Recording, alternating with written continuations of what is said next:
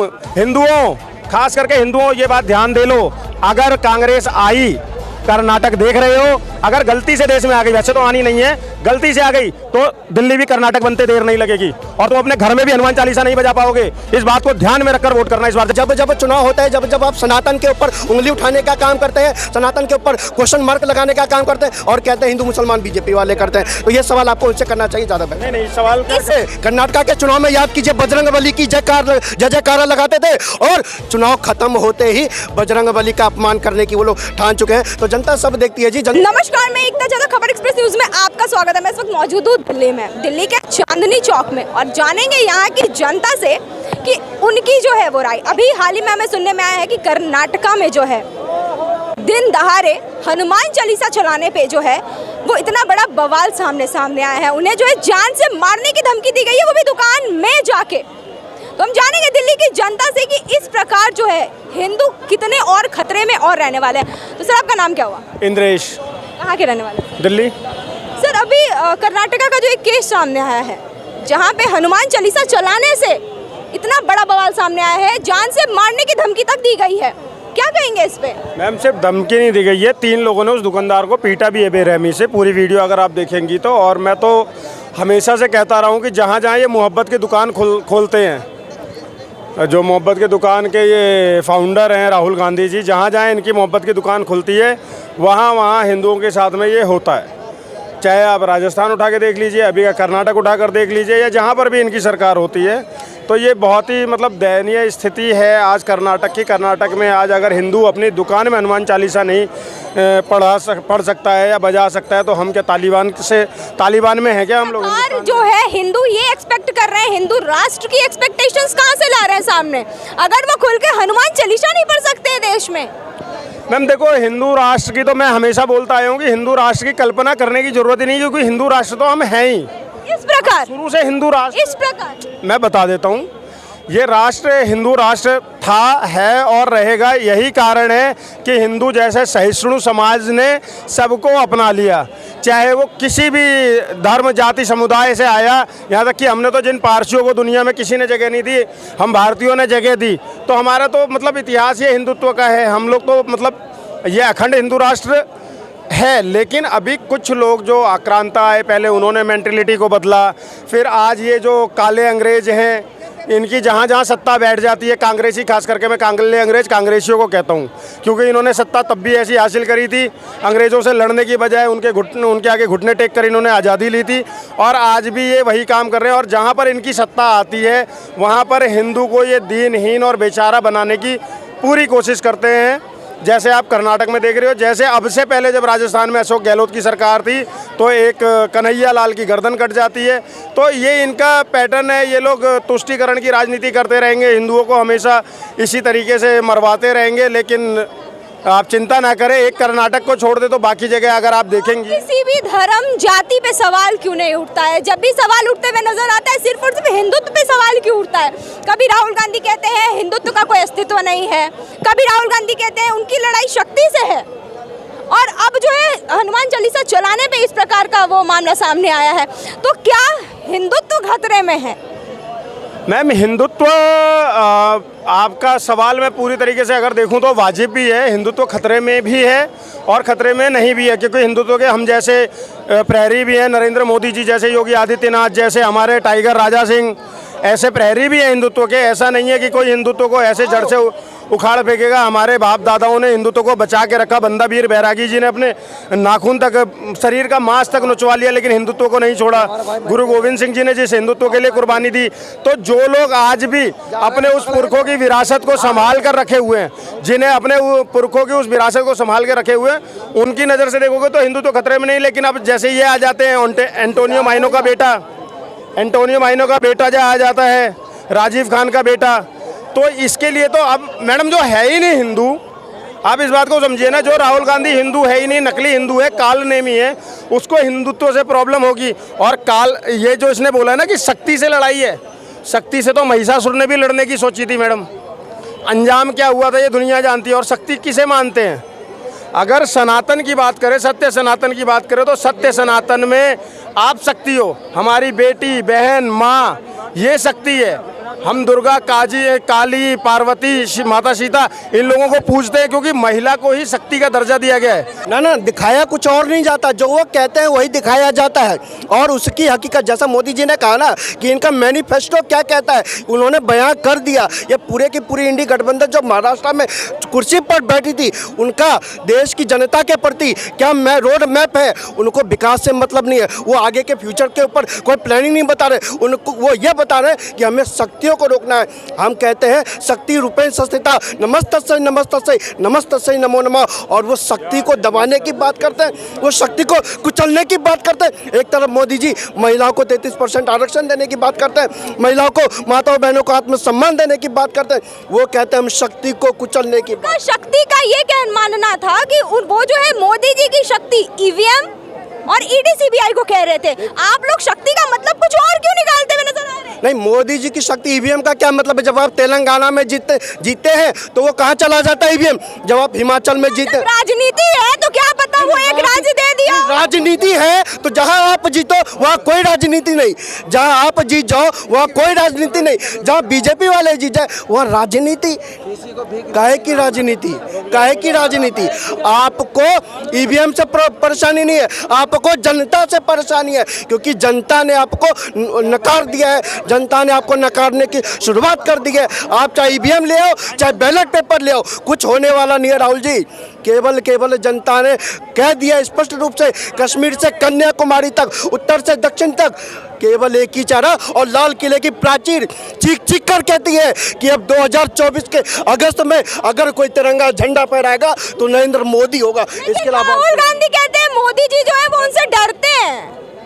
देखिए, मोदी जी डरते हैं और पार्टी छोड़ के उनके वाले जाते हैं। मोदी जी वाले भी तो जा रहे हैं। भैया, मोदी जी वाले भी। मोदी जी डरते हैं, माना मोदी जी डरते हैं। अमेठी से आप भाग जाते हो, अमेठी से चुनाव क्यों नहीं लड़ते? आप ये नहीं बताते हो। रायबरेली छोड़ के भाग जाते हो, आप ये नहीं बताते। आपके पार्टी के नेता छोड़ के भाग जाते हैं, कहते हो मोदी जी डरते हैं। देखिए, डर और अफवाह का कुछ हो नहीं सकता। जनता ने मन में बना लिया। उन्होंने तो भ्रष्टाचारी पार्टियों के साथ गठबंधन कर रखा है, मोदी जी ने तो जनता के दिलों के साथ गठबंधन। कर्नाटका के केस को लेके क्या कहना चाहेंगे? ऐसे हनुमान चालीसा चलाने पे जो है दिन दहाड़े मार देने की धमकी दी जा रही है, इस पे क्या कहेंगे आप? देखिए, कर्नाटका के चुनाव में याद कीजिए, बजरंगबली की जय जयकारा लगाते थे और चुनाव खत्म होते ही बजरंगबली का अपमान करने की वो लोग ठान चुके हैं। तो जनता सब देखती है जी, जनता सब। हिंदू पे सवाल क्यों उठाया जाता है हर वक्त? अगर देखा जाए, क्यों नहीं मुसलमान के अल्लाह को क्यों नहीं कुछ कहा जाता है? सिर्फ और सिर्फ हिंदुत्व पे सवाल क्यों उठाए जाते हैं? सिर्फ और सिर्फ भगवानों को क्यों लाया जाता है भाई? तो यही बात आप उनसे पूछे ना, जब जब चुनाव होता है, जब जब आप सनातन के ऊपर उंगली उठाने का काम करते हैं, सनातन के ऊपर क्वेश्चन मार्क लगाने का काम करते हैं और कहते हैं हिंदू मुसलमान बीजेपी वाले करते हैं, तो ये सवाल आपको उनसे करना चाहिए, ज़्यादा बेहतर। नहीं, सवाल का जवाब दूसरा है भाई साहब। बिल्कुल का जवाब जो आपने बोला कि क्यों सनातन पर ही हमेशा उठाया जाता है और इस्लाम पर क्यों नहीं उठाया जाता है, तो इसका बहुत सिंपल सा जवाब है मैडम। कहाँ कहाँ ये जवाब लोगी? उदयपुर की घटना याद है? बीजेपी की एक नेत्री नुपुर शर्मा जी याद है? उन्होंने एक बयान कोट किया था। किसका बयान कोट किया था? जाकिर नाइक का बयान कोट किया था, जो वो टीवियों में बोलता आया था। और उसके नाम पर क्या हुआ था? गुस्ताखे नबी की एक ही सज़ा, सर तन से जुदा, मार दिया गया। एक मौत नहीं हुई, परवीन नेतारू भी उसी कड़ी में मारे गए, परवीन नेतारू भी मारे गए। और महाराष्ट्र में भी उनका मैं नाम थोड़ा सा मिस हो रहा है, उनको भी मारा गया। क्यों मारा गया? तो यहाँ पर बहुत सिंपल सी कहानी ये है कि एक सहिष्णु समाज है जहाँ पर कब तक ये होगा? कब तक ये होगा? और ये जो अभी केस हुआ, इसका क्या आपको क्या लग रहा है? इसका जो है कोई स्टेप लेंगे जो वहाँ की सरकार है, या कोई एक्शन लेगी क्या? मैम, वहाँ की सरकार नहीं लेगी क्योंकि कांग्रेस शासित सरकार है ना। अगर यही उत्तर प्रदेश में हुआ तो तब तक बुलडोजर चल गया। चाह रहे हैं अगर कांग्रेस शासित जो राज्य है तो वहाँ पे कुछ एक्शन नहीं लिया जाएगा, और अगर बीजेपी हुए तो एक्शन लेंगे। हाँ, मैं खुलकर बोलना चाहता हूँ हिंदुओं, खास करके हिंदुओं, ये बात ध्यान दे लो। अगर कांग्रेस आई, कर्नाटक देख रहे हो, अगर गलती से देश में आ गई, वैसे तो आनी नहीं है, गलती से आ गई तो दिल्ली भी कर्नाटक बनते देर नहीं लगेगी और तुम अपने घर में भी हनुमान चालीसा नहीं बजा पाओगे। इस बात को ध्यान में रखकर वोट करना इस बार जब जाना तो। भैया, आप क्या कहेंगे? अभी कर्नाटका में जो केस हुआ है उस पर क्या कहना चाहिए? जो भैया ने कहा बिल्कुल सही कहा है, मैं भैया की बात से बिल्कुल सहमत हूँ। ये जो है बार बार हिंदुत्व पे सवाल उठाया जा रहा है, क्या आप इस चीज़ का समर्थन? 14 से पहले मुस्लिम होता था, उस पर सवाल क्यों नहीं उठता था? आज यदि हिंदू हिंदू हो रहा है तो इस पर सवाल क्यों उठ रहा है? हिंदू हिंदू क्या हो रहा है यहाँ? तो बार बार हिंदू हिंदुत्व को गिराया जा रहा है। कहाँ ऊपर उठाने की बात कहाँ हो रही है? मैम, जिसकी नहरों में जो गिरा हुआ है वो तो गिराएगा ही ना, और जिसकी नहरों में उठा हुआ है, मोदी की नहरों में हिंदुत्व है तो हिंदुत्व उठा रहे हैं वो। आपको क्या लग रहा है अभी जो ये कर्नाटका में जो हुआ है उसको लेके क्या कर्नाटका सरकार कोई एक्शन लेगी? मुझे तो नहीं लगता मैम, इतने दिन हो गए हैं अभी तक कोई एक्शन नहीं लिया है। यदि यहाँ पर बाबा की सरकार होती तो अब तक तो वो गिरफ्तार जेल की सलाखों में होते और उनके घर पे बुलडोजर चल रहा होता। उनके घर पे बुलडोजर चल गया होता। मतलब कांग्रेस की सरकार है तो कोई एक्शन नहीं लेगी और इनको उम्मीद सिर्फ और सिर्फ अब एक बीजेपी की सरकार से रह गई है। तो अब जी वोट बैंक की राजनीति करती है। कांग्रेस वोट बैंक की राजनीति करती है और बीजेपी क्या कर रही है? बीजेपी भी तो धर्म की राजनीति पे चल रही है। मैम बताइए ना, ये धर्म की राजनीति में क्या किया अभी आप खुद कह रहे हैं अगर कांग्रेस वाले हैं तो नहीं मानते और बीजेपी वाले होते तो कुछ सॉल्यूशन जरूर निकलता। आप फिर से गलत बोल रहे हैं। बीजेपी धर्म की राजनीति नहीं कर रही है। बीजेपी का तो नारा है सबका साथ, सबका विकास, सबका प्रयास। सर सबका साथ ठीक है, किसका क्यों कहाँ साथ हो रहा है? आज देश में जो भी विकास हो रहा है, जो हाईवेज बने हैं, क्या उस पे जाति और धर्म पूछकर जाने दिया जा रहा है? क्या नाम या जितनी वंदे भारत चली हैं, जितने IITs बने हैं, उसमें क्या जाति और नाम पूछकर एडमिशन हो रहे हैं क्या? मैं इस्लाम को क्यों हटाया? हाँ, उसका भी जवाब दूंगा। जी, बिल्कुल। पॉइंट टू पॉइंट बता दूं ना। अब आप बताइए, 80 करोड़ लोगों को जो राशन मिल रहा है, क्या नाम पूछकर राशन दिया जा रहा है क्या? वो इमरान को भी मिल रहा है, पंकज को भी मिल रहा है, सलमा को भी मिल रहा है और सोनिया को भी मिल रहा है। ऐसा नहीं है कि नाम पूछकर दिया जा रहा है। तो नरेंद्र मोदी जी का नारा है सबका साथ, सबका विकास, सबका विश्वास, सबका प्रयास। ठीक है, वो उस पर काम कर रही है। लेकिन इन लोगों का मैं बता देता हूँ, ये लोग कैसे धर्म की राजनीति करते हैं। बहुत दूर मत जाइए।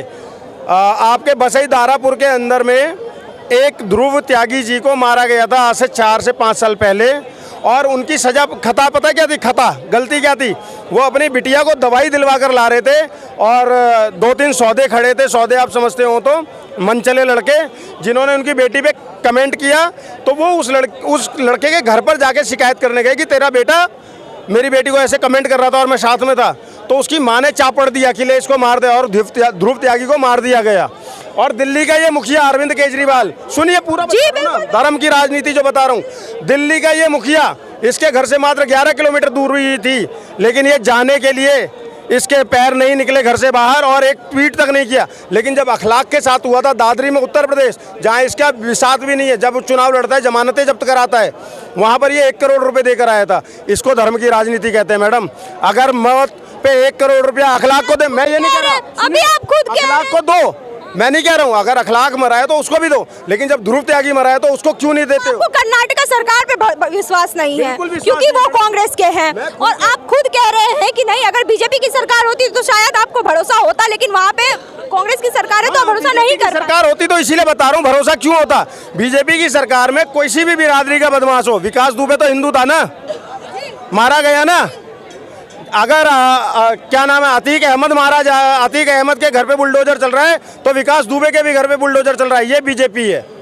अगर एक बाहुबली मारा जा रहा है मुस्लिम का, 2024 में भैया दूसरा बाहुबली भी मारा जा रहा है हिंदू का। ऐसा नहीं। ऑन पॉइंट बात करते हैं। क्या लग रहा है इन सब चीजों को देख के राजनीति जितनी अभी जो है लोकसभा चुनाव जितना सामने आ रहा है, उतने तरह तरह के जो है वो क्राइम देखने में सामने आ रहे हैं। तो क्या लग रहा है 2024 में इस बार जो है कुछ बदलाव देखने को मिलेगा या नहीं? हमें मैडम कोई बदलाव नहीं आएगा। नरेंद्र मोदी जी आएंगे, एक ही बदलाव है। पहले 282 आए थे, फिर 303 आए, इस बार 400 पार है और डंके की चोट पे तीसरी बार नरेंद्र मोदी जी यहीं से शपथ लेंगे और लाल किले की प्राचीर से 15 अगस्त को फिर से नरेंद्र मोदी जी ही बोलेंगे।